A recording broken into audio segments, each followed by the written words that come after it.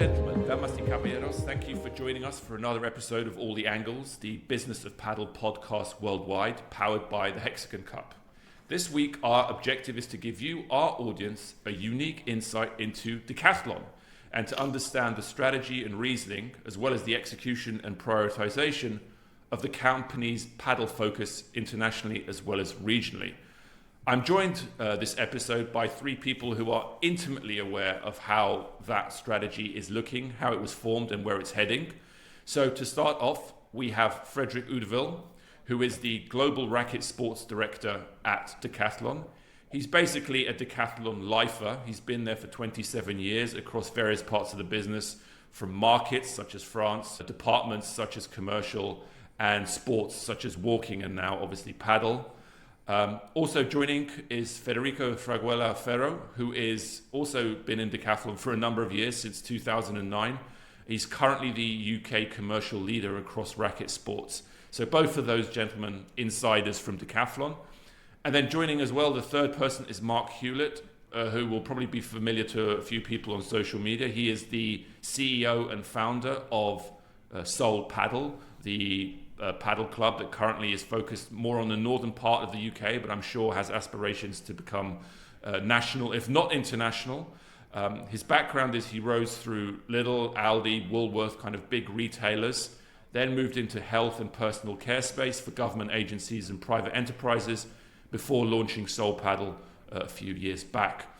Seoul Padel have a relationship with Decathlon, which gives us the perfect opportunity to talk about how Decathlon reaches out with third parties in the padel space. So all three of you, thank you for joining us. Before we get started, if you enjoy this episode or have benefited from previous ones, please like, share, subscribe. It really does help. So without further ado, let's get stuck in. And I think let's talk about Decathlon generally. Before we really drill down into the padel piece of the puzzle, I'd really like to understand the Decathlon brand more generally. So when you guys at Decathlon think about the company, think about the brand, what is the proposition of the company and its offering? And I guess what are the values and the USP that sets it aside from anything else in the market? Decathlon is a global multi-specialist sport brand. It serves everyone from beginners to elite athletes with innovative sporting goods for all skills levels. We also have a selection covering 80 sports. I don't think another company has the same offer in the world. It makes us quite unique. And actually, we have more than 100,000 teammates across the world with more than almost 2,000 stores. And Decathlon has been driving a shared purpose since 1976. So it's been almost 50 years now. It's moved people through the wonders of sport. And Decathlon is also at the forefront of integrating a dynamic circular economy model across its operations.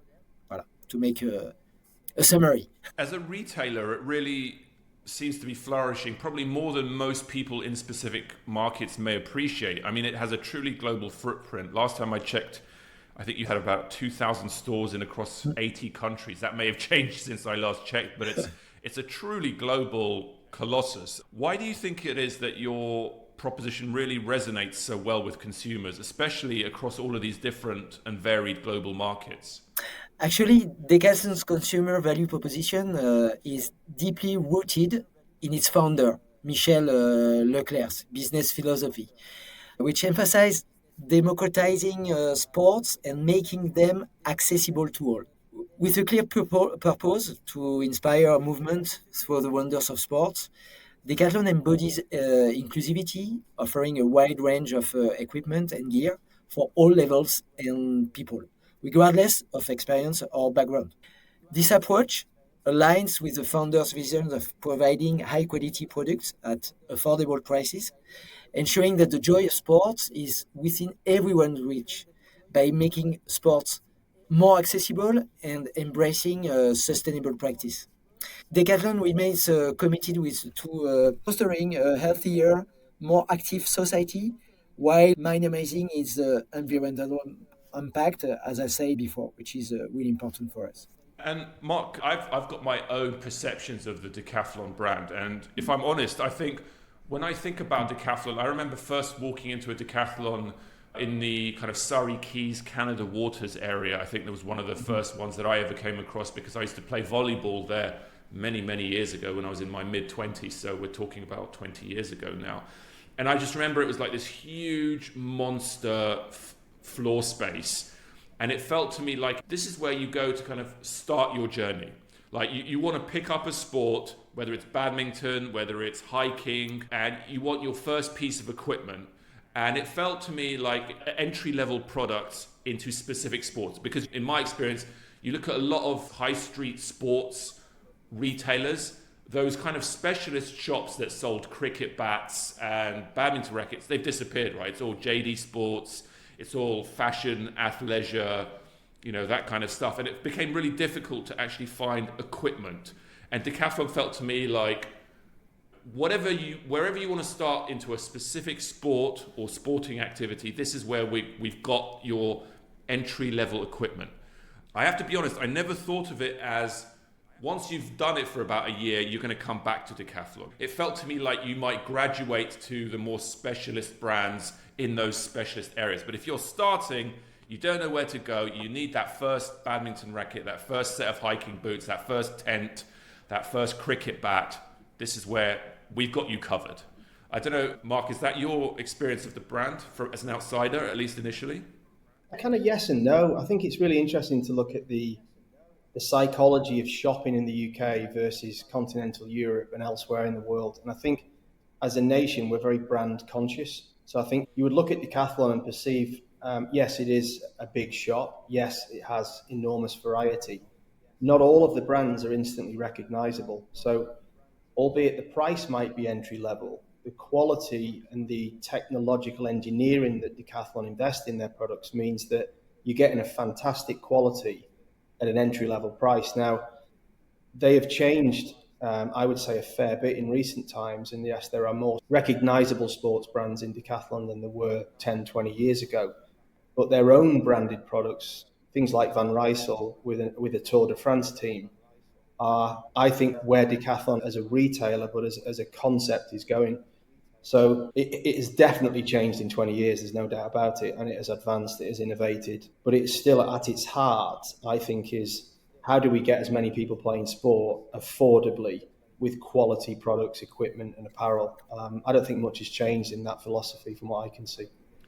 I think that kind of surprised me because when I went to my local paddle centre, Stratford Paddle Centre, and I was talking to some of the coaches, and I can't remember where it came up, but they were talking about the Kuikma brand, which is obviously Decathlon's own paddle brand. And we'll come to Kuikma, I'm sure, in a few minutes to really drill into that pillar. But they were saying this is a top quality piece of equipment. Like this stacks up against Adidas or Babolat or Ball Paddle or whoever else you may feel is your go-to specialist brand that is perceived to be the cutting edge of engineering in that space because it's so dedicated. They say, I'll take a Kuikma racket over any of those any day of the week. It performs, it has the control, it has the power, it feels comfortable.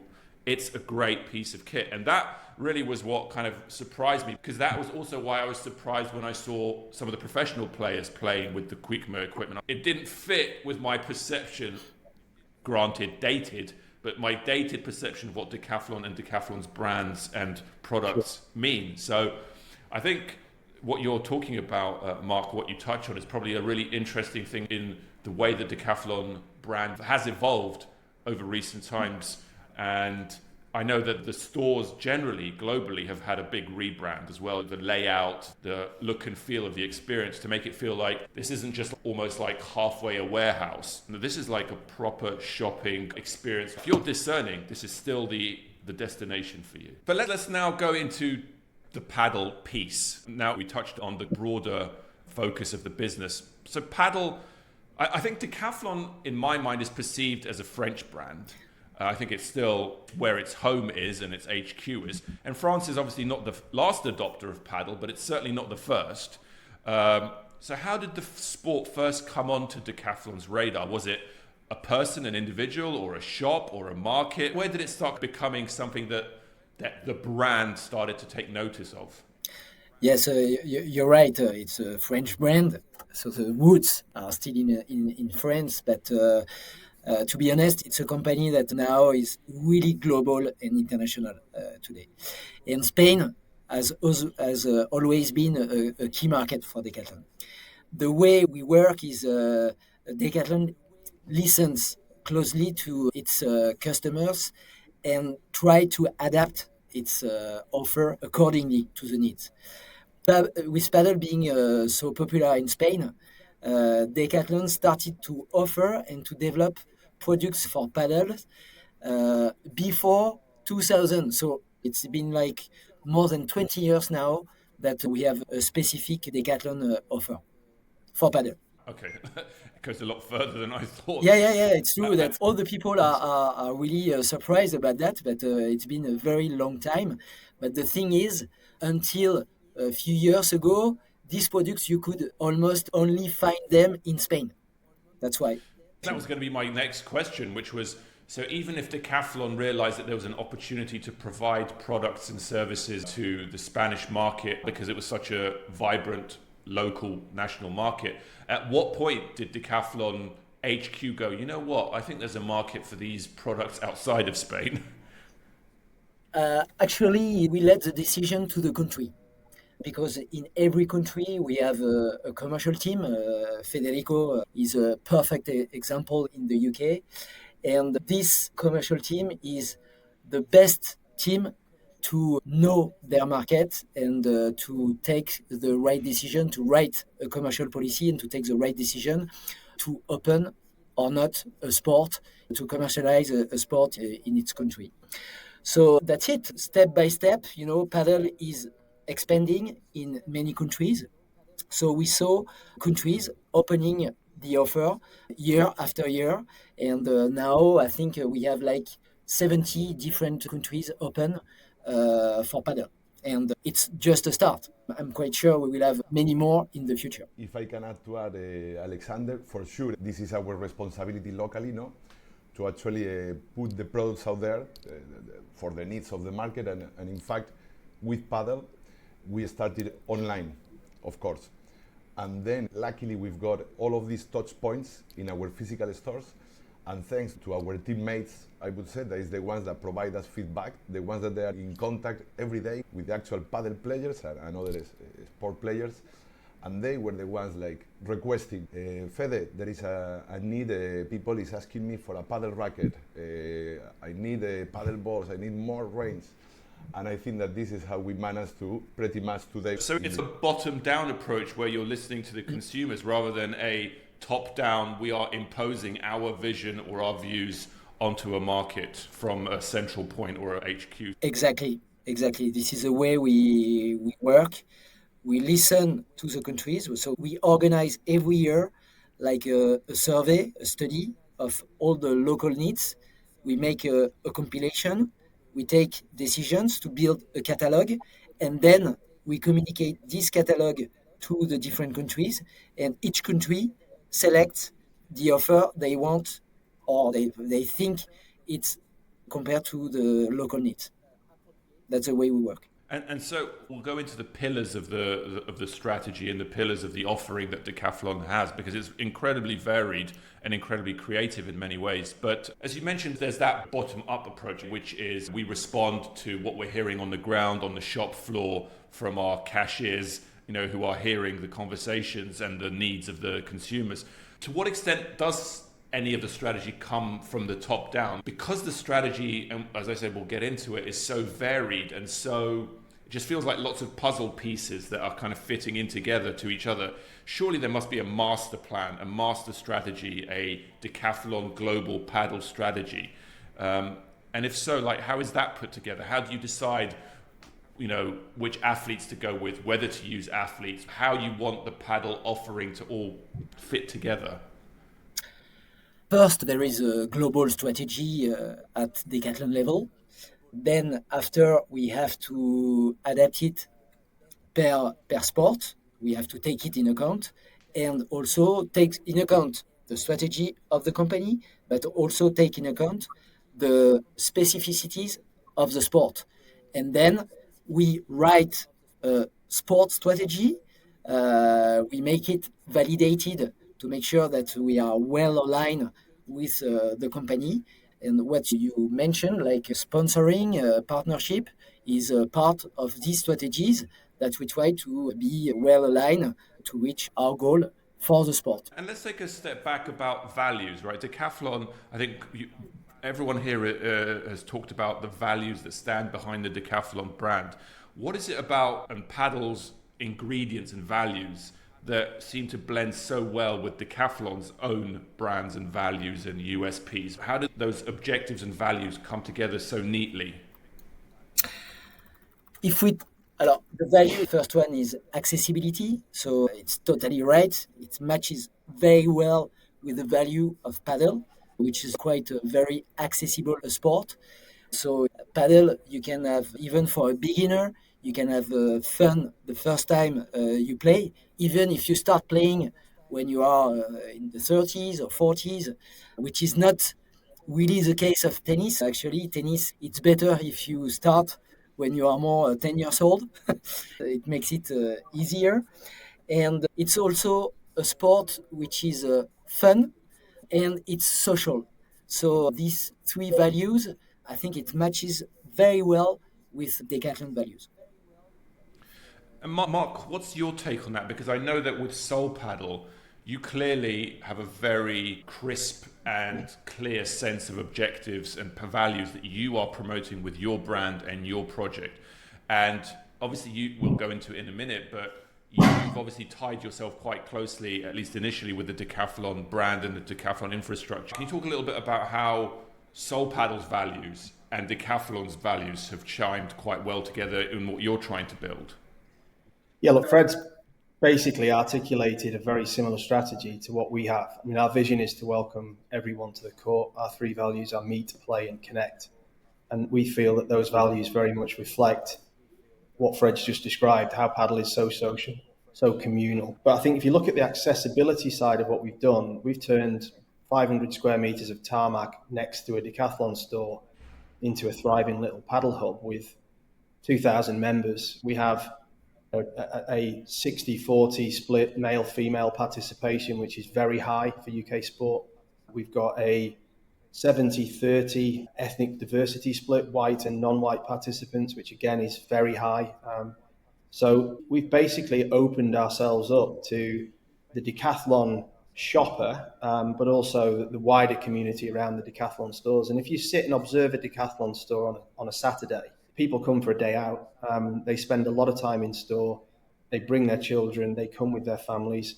So it perfectly reflects what we want to achieve with our paddle clubs. So being next door was an absolute no-brainer for us. I mean, the first stage, as you guys know, is very much a project trial concept. And we, as two organizations, have innovated on rackets, on balls, on time of day of week analysis. And we've shared data across that as to how each other is helping. But the fundamental aspect of this, when we first started the conversations, was how do we get more people playing paddle fundamentally? And when Fede and I first met, we looked at the range that was in store at Stockport, and that now is as good as you'll see anywhere else. I mean, there's choice of rackets from 30 quid entry-level rackets all the way through to the higher end, higher price ticket. But that has been stimulated by this openness, this accessibility, and this ambition that Decathlon and we have is to get as many people playing this sport as we possibly can. And I'm guessing it's more than Footfall, right? This is more than just sharing Footfall, where Soul Paddle hopes that Decathlon people will stumble across their courts, be curious, and sign up for their first session. And I guess also Decathlon is hoping it's more than just some Soul Paddle players will go, I might as well pop into the shop while I'm here. So for you, it's more than just a Footfall collaboration. Yeah, it's got to be deeper and more meaningful than that. And what I like about companies, and I work for 14 years for two German businesses that are privately owned and family orientated. The philosophy and the mentality is there from the founders all the way through, is that they don't need to waver on that vision. There's no shareholder pressure. There's no public market pressure on them.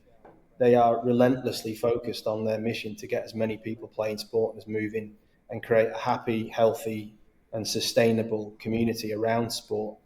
And we've adopted some of the things we've seen Decathlon do, recycling stuff that we would normally have not done. We've watched and observed and taken advice from the team as to how we can make our business more sustainable by learning and working with Decathlon. So that relationship is more than just tenant-landlord. It's a deeper, more meaningful commercial relationship, but it's more philosophical. We believe the same things fundamentally. And just one thing I wanted to ask Mark. So I know that Decathlon has similar setups in different countries. For example, I played at Viva Padel in Lisbon, which is a similar setup. It's on the top of a car park rather than ground floor, but it's effectively the same concept, which is we have a lot of real estate that we would use for car parks. It's a little bit dead. We don't maybe need all that space. Let's put in some courts if we can and bring that area to life, and obviously all the knock-on benefits. Do you, Mark, get the opportunity to actually almost workshop with these different locations about what they're doing, what's working well for them? Like, is there almost like a Decathlon car park paddle collective where, you know, I'm exaggerating a bit, but Decathlon partner paddle facilities who, because they are all tied to the brand and satellites of the brand, they can come together and start sharing best practice and learnings and things like that?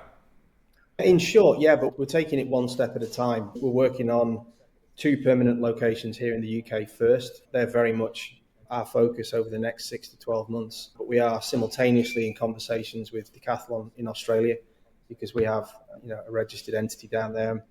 It makes sense to see if that partnership can work in other territories and locations. But if I go back to something you touched on there, the Decathlon store we're next to in Stockport is probably been there 20 years, guys, correct me if I'm wrong. And back in the day when those big box stores were built, there was no online shopping, and planners dictated that you had to have a certain amount of retail space commensurate to how many car parking spaces you need.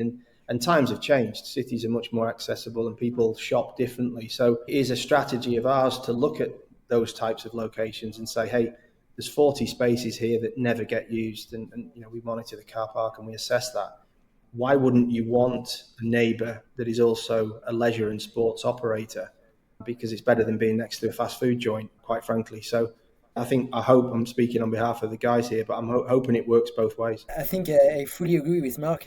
Of course, for me, to be honest, for sure, running a paddle club is part of our core business model, but we always open to consider any partnership opportunities when they come, and more taking into consideration probably that paddle, we can say that is a new sport in the UK. But we all know it's social, family friendly, so really aligned with the Decathlon values we discussed earlier. So I think that when this opportunity along with Mark, when we met up in Stockport, so we were really happy to explore how we could, let's say, support and grow alongside Soul Paddle this I would say exciting sport. And I think I can probably say that we have get to many people that hopefully we help them to discover paddle. Also, I think there is another point which is important, is the human aspect, which is really important for us. When we select a partner, it's important that on the human side, values are not only shared between Padel and Decathlon, but also with our partner and values of Decathlon, the spirit of Decathlon. And I have the feeling that when I'm listening to Mark, that it's totally the case, which is really good. Reassuring. Fede, I'm sure you guys must receive, this is what's working in Spain, or this is what's working in Italy, or whatever it may be, or France. Could you please do the same in the UK? Because we'd love to see the same size, we'd love to see the same growth. Do you feel like, because Decathlon is such a global brand, that it's a blessing that you get to see what's happening in other markets, or do you feel pressure from what's happening in other markets to try and match or replicate what's happening in other countries? Yeah, no, not at all. Not pressure at all. Totally the opposite. You know, it's everything that comes to our hands here to keep supporting, you know, the promotion of the sport. Take some ideas, good practices from other countries, no matter if they might be like a mature country like Spain. I can proudly say that I think that they have probably taken as well a good idea of the partnership with Soul Paddle to probably implement or to accelerate in maybe a more mature country. So sometimes go both ways, and that's the beauty as well of Decathlon, that we are able to connect between all of the teammates in the paddle perimeter, and we can share all of the different practices that we implement. 3 years ago, Fede sent me a message saying, look, definitely now Padel is starting. We strongly believe in it in the UK. Could you come and visit us a couple of days so we can visit? So that's exactly what I did. I went to London. So we visited some Decathlon stores, some clubs together, and trying to understand the local needs, what could be specific to the UK, how we could help Decathlon UK to try to push the sport. And the collaboration is working quite well, actually. Alex, can I just reflect on that as well? Because I think it's important. People see big business often and think, dictatorial culture, hierarchy, layers after layers. I think what the guys are describing here is a business with a really embracing and listening culture. Its team in the UK do have an awful lot of autonomy. I think they feel listened to. When I've been around the senior team, there's no intimidation factor. The guys are quite casual and relaxed, but they're driven by this relentless pursuit of everything that Fred said at the start, and I've seen in Fede. It is, and I'm not just saying this because I work with them as a partner, but I've spent 23 years in business and government. It's rare you see an organisation of this size with a culture like Decathlon's, and the fact that it's still privately owned, I think, speaks volumes for the longevity of the business. But if you look at how long these two gentlemen have been working for Decathlon and others that I've met, it's very often someone's been there 10, 15, 20 years. That says a lot about an organisation in my view. Yeah, 100%. I was thinking the same thing when I was looking through their CVs to write their intros. These guys have been here for a while, and that tends to be a positive. It means they're not looking elsewhere. We said we were going to look at the pillars of the strategy because, as we've obviously stressed a lot, there's a lot of autonomy, there's a lot of tweaking, there's a lot of personalization of the strategy as it comes to each market. But let's talk about the centralized pillars. So let's first talk about Decathlon's own paddle brand, Kuikma. So the idea of Decathlon creating its own brand within a sport, is that a tried and tested strategy across Decathlon? Does it do that in other sports? And why do it? And how do you know if it's working or not? It's a global strategy. We try to have some dedicated team, specialist team, managing every sport. And so for every sport or group of sport, we have a specific brand, okay? We had almost one brand for every sport, for each racket sport. So we had one brand for tennis, one brand for badminton, and one brand for paddle, for instance.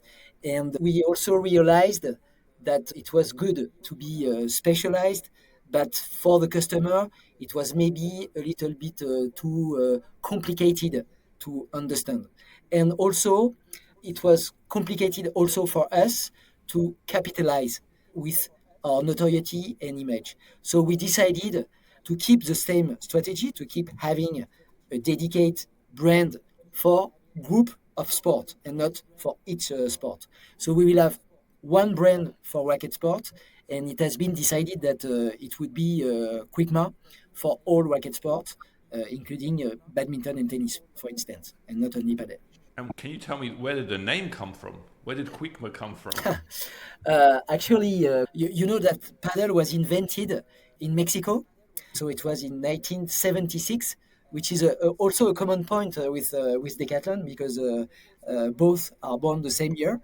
And so when we thought about creating a new name, we didn't ask an agency. We didn't work this way. We worked in internal. So we launched a competition, internal competition, to invent the new name of the brand. And it was invented by someone working for Decathlon in the financial team in Decathlon Spain. And so the name means to have fun together.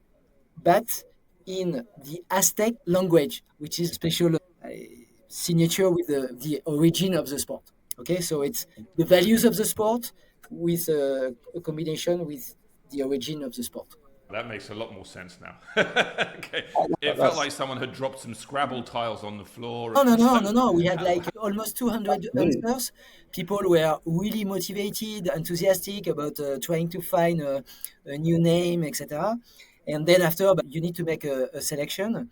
And so it's the selection actually is not only the name you prefer, so it's also what you can do because for the juridic part, I can tell you that it's not always easy because we are so worldwide present that you have to find a name that can be available and register in all the countries, which makes it quite complicated, to be honest. And Kuikma wasn't taken already. No. Surprising. No. Yes. Nobody had the idea before to make this combination from Azteca and these values. And we liked the name also because it's a short name. The pronunciation is quite almost the same in every language. And it's a dynamic name. You have quick in it. So that's what we loved it. And fortunately, the name was available worldwide. So we went for it. And so Kuikma, I may not have seen all the players, but I've seen Lucia Sanz, who's one of the top female players, and Maxi Sanchez, a legend of the male professional tour, among some of the ambassadors playing with Kuikma. How does that sponsorship piece fit into the mix, and how do you select which players use your equipment? When we launched Kuikma, the idea was to positioning our brand a little bit more technical. We really wanted to take the opportunity to address top players' needs. And the first priority, to be honest, when we launched the brand in 2000, was to have a very, very good product, very technical product. So it was our first priority, and it was the basis of the strategy. So we first, before Maxi and Lucia, we worked with Horacio Alvarez Clemente, who used to be also number one in the world, with a very well-known coach. He helped us a lot to develop our products and to make sure that we have very good products. And then, when we were sure that we were ready, we decided to make this second step, to have some top players to demonstrate that our products were at the top level. And if someone like Maxi or Lucia, they have been, both of them, number one in the world, can play with our products, everybody can play with our products, that's for sure. And they help us a lot with their knowledge because they are really demanding. I have an anecdote with Maxi at the start. He liked the first racket we had developed a lot. So he said, okay, let's go together, etc. But after a while, he was missing some power with his racket. So he decided to play with a hybrid shape. And so he switched again to a diamond shape, which gives you more power, a little bit less underability than the hybrid one, but more power. So he switched to that shape, but he was still demanding with us. He wanted to have better combination. And the racket we developed with him, I mean, he told us that now we got it. And now, definitely, I'm really happy with the product. And also, he told us that it was the best racket he had ever played with. So first, it's a compliment because he was not 100% satisfied with the product we had before at the launch of the product. It didn't match exactly with its need. So we knew that it was a real compliment, and especially coming from someone like Maxi Sanchez, someone who has been number one in the world, is still top 20. So it's something that gave us a lot of energy, and we knew that all the job, all the studies, the work we did with him, on the court, to listen to him, to modify the product, etc. Because there was a lot of, between our factory, us modifying the product. We got it.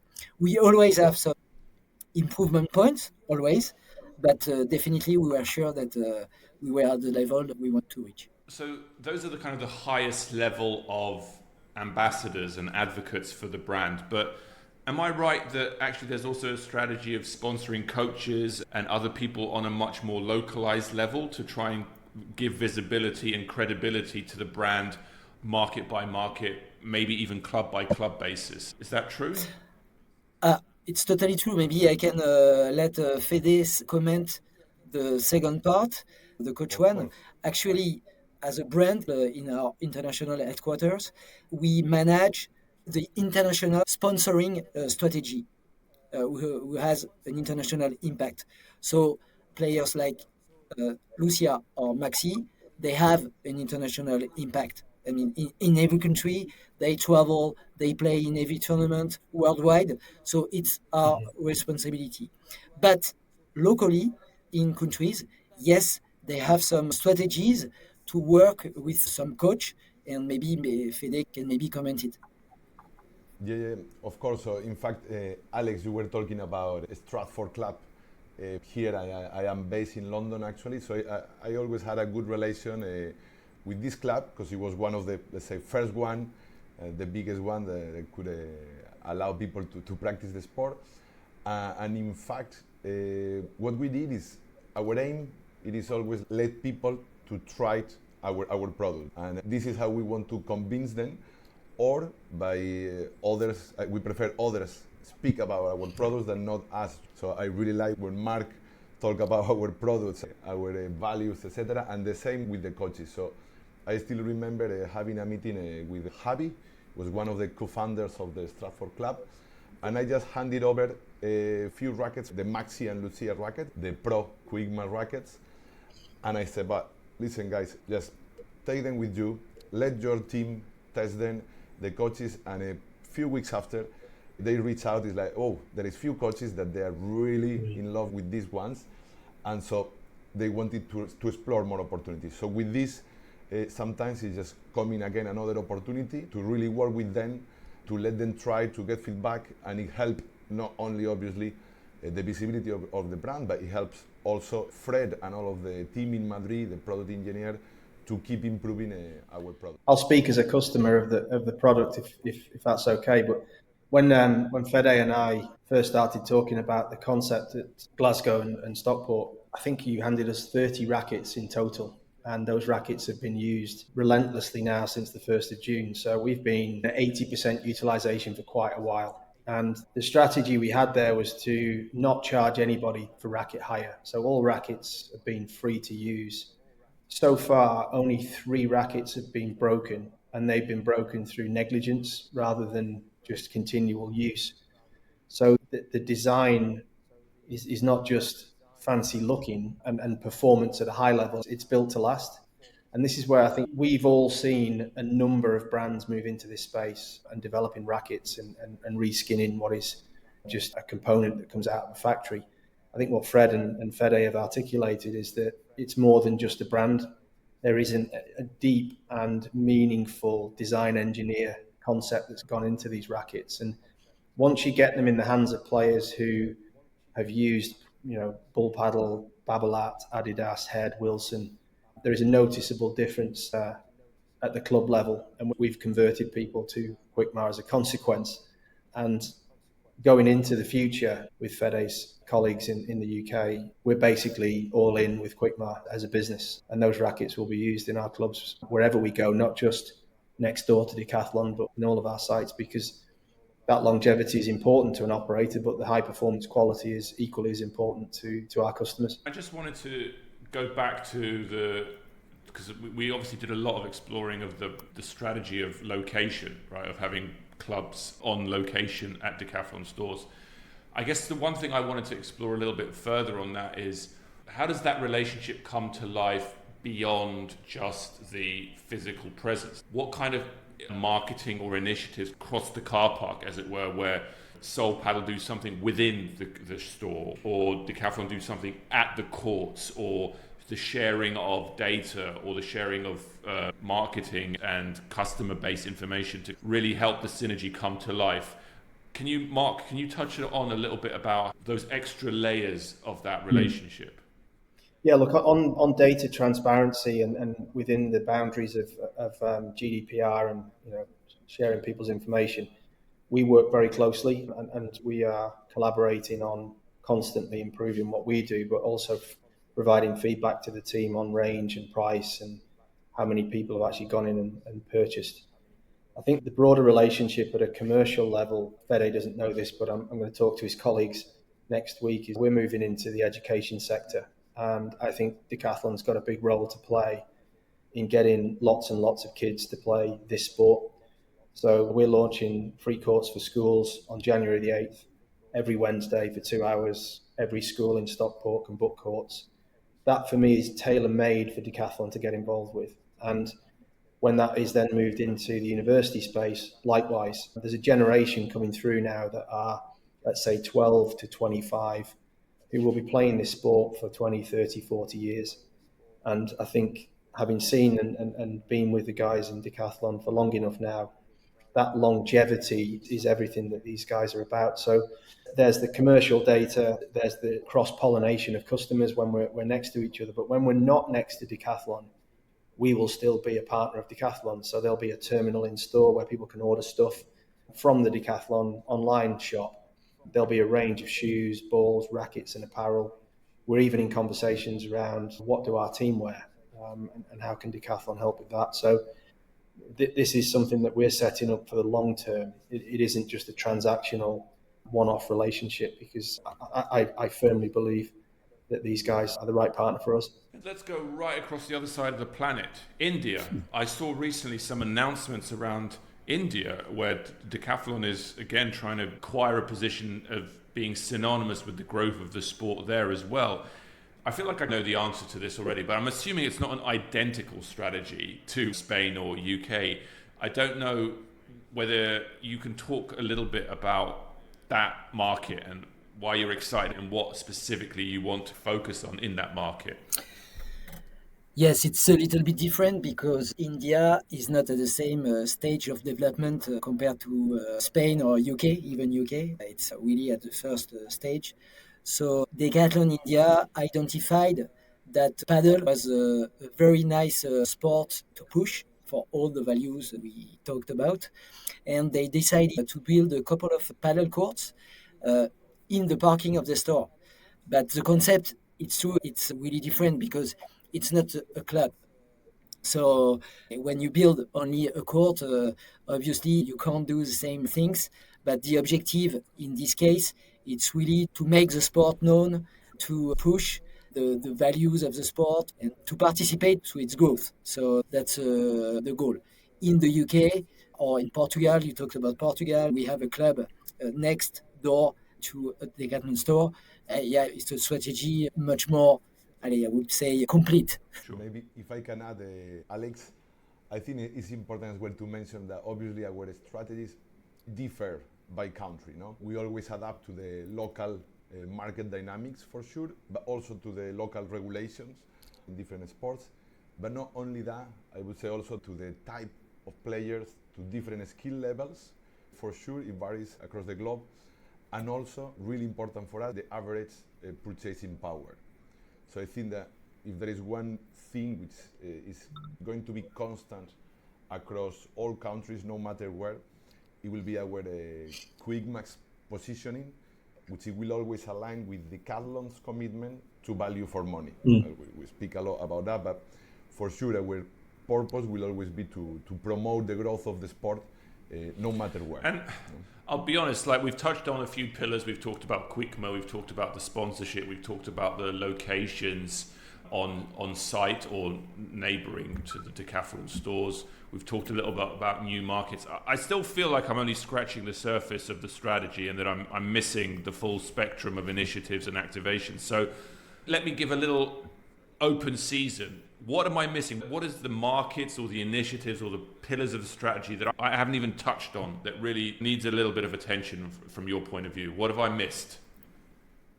No, what we could mention is true that in countries where Padel is experiencing significant growth, we are working to position Decathlon as a specialist brand in the sport. So we made a decision for Decathlon to be an official sponsor of major international tournaments like Premier Padel. So it's important for Decathlon because it provides stability on the court. You know that this kind of tournaments has international broadcast, and also it allows us to present through a stand because we have some stand in each tournament that we have an offer of specialists to the public, and we know that the public which is coming was coming to this kind of tournament is an advanced player population in each country. So it's really a way to touch them and also to make this step we want to make, as I mentioned before, to touch the expert player. Yeah, I should have remembered that. I apologize. I'd seen it. I think was it Milan or some other tournament I saw? We have many tournaments. We have last week it was in Milan. You are totally right. But just before it was in Mexico. So they were the official sponsor of the tournament. And just before we had all the Spanish tournaments are sponsored by Decathlon. And also in Holland, the Rotterdam tournament is sponsored by Decathlon. And in France, in Bordeaux. So we have a few tournaments. Excellent. Okay, so we're coming towards the end of the episode. I guess I want to understand the future. What's the future of the strategy? Is it a case of more of the same, or do you hope to iterate and change and evolve the strategy to add new bits and bolt on different pieces to it? What's the strategy going to look like over the next few years? I think, to be honest, the strategy will remain with the same direction, the same guideline. And it doesn't mean that we will not adapt ourselves, but the way we work will still be the same. I mean, listening to countries, it will allow us really to have a global picture of all the worldwide needs, and to be able to adapt our catalog, our offer, and to have a the best adapted catalog possible. And I think this way of working, we will keep the same way. Then after, we will adapt ourselves. And I'm quite sure we talked about India, maybe to push more the sport. We can talk about Spain to compete with the best competitors in a mature market. So we will have some different strategies, but always trying to have this compilation and to try to take into account every local need. And Mark, from your point of view, the relationship between Decathlon and Soul Paddle, what's the future of that? You talked a little bit about the fact that it will remain in situ in some shape or form, no matter what sites pop up. But can you elaborate a little bit more about what you know that you will do and maybe what you hope you will do with Decathlon in the future?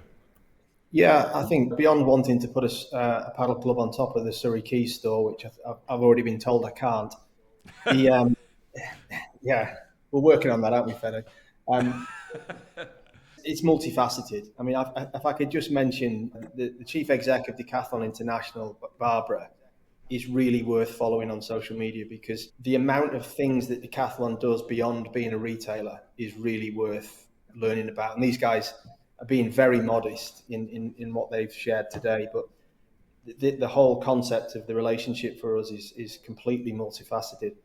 In the future, we're going to be launching our own kind of loyalty program, which will be very much aligned with what Decathlon are doing. It will be part of a giving back program. So the sustainability, the community focus, the commercial and the landlord relationship are all part of what we'll be working on here in the UK and hopefully also in Australia. I think to mention what we're up to in Stockport and up in Glasgow, it's pioneering a new type of paddle club. We're not going to be the affluent, expensive, targeting those parts of the UK. We're going to be for everyone. And that is part and parcel of our relationship with these guys, is that our courts will always be accessible, affordable. There will always be an element of what we do giving back to the community. And I know that we're working hand in hand with Decathlon on that. It's so exciting, Alex. I could go on and talk about an awful lot more, but I think it's an underestimated business in the UK. I think people don't actually understand just what this business does and how far it reaches into different parts of society, from schools and community groups all the way through. So we are just scratching the surface, but I can't wait for the next phase of the relationship. And last question, let's zoom out a little bit. What are your hopes for the sport generally in the next 10 years and Decathlon's place in that sport? Maybe I'll start with you, Fede. So yeah, I think that in 10 years, it will depend again per countries, but I would say that my hope is that the UK can probably be, and not far along, I would say maybe less, maybe I would give it a 3 to 4 years, 5 max, to be what Decathlon has achieved in Padel as of today or the last few years, which definitely has been, I would say that Padel is a bit more practical than tennis, and I would say, correct me if I'm wrong, Fred, but I think it's the second sport more practice after football in Spain. So I think that my vision and my hope is that Decathlon will continue to be here in the UK alongside other partners like Sol Padel, for instance. We know it's working well, it's one of the good practices, and hopefully we can be there for all these people who want to try the sport, or even those who want to keep developing their skills. And what about you, Mark? What's your vision for the sport in the UK and Decathlon's place in it? I think it's a very broad question. I think for the UK, I've talked about this elsewhere and written about this, but I think the sport has huge potential at grassroots to be a mass participation sport. And I think we can produce some elite athletes who can compete with the best of Spain. I think to do that, it needs the oxygen to grow, it needs the freedom, it needs the support, it needs the funding, but it also needs partners. Any great sport has very strong commercial partners that understand the game and are willing to step in and support, as you can see Decathlon are doing. So I think the next 10 years are extraordinarily exciting for paddle in this country, and I'm thrilled to be a part of it. And Fred, what's your take on where we're going to be over the next 10 years and Decathlon's piece of that puzzle? Our goal is definitely to be a key player. And I really think that with the expansion of the sport worldwide, Decathlon's presence worldwide, it will definitely help us. But I think maybe the most important is we will have to play a role. So we talk a lot about accessibility, but also I think in the 10 years, I would dream that Decathlon could play a lot with sustainability and durability, because there are many things to do in paddle concerning this aspect. It's a priority for Decathlon, and definitely I think we have to play a big role in it. Well, thank you. That about wraps up our episode. Again, please like, share and subscribe if the content was thought-provoking. Please comment on LinkedIn or Twitter if you have recommendations around our format, topics we should devote an episode to, questions we should ask speakers we simply need to bring on. We want you all, those driving the next phase of this industry's future, to tell us what you want to hear about and who from. Thank you, Fred, Federico and Mark, for joining us today. We will keep doing our best to cover all the angles of the business around paddle, episode after episode. Until the next one, thank you.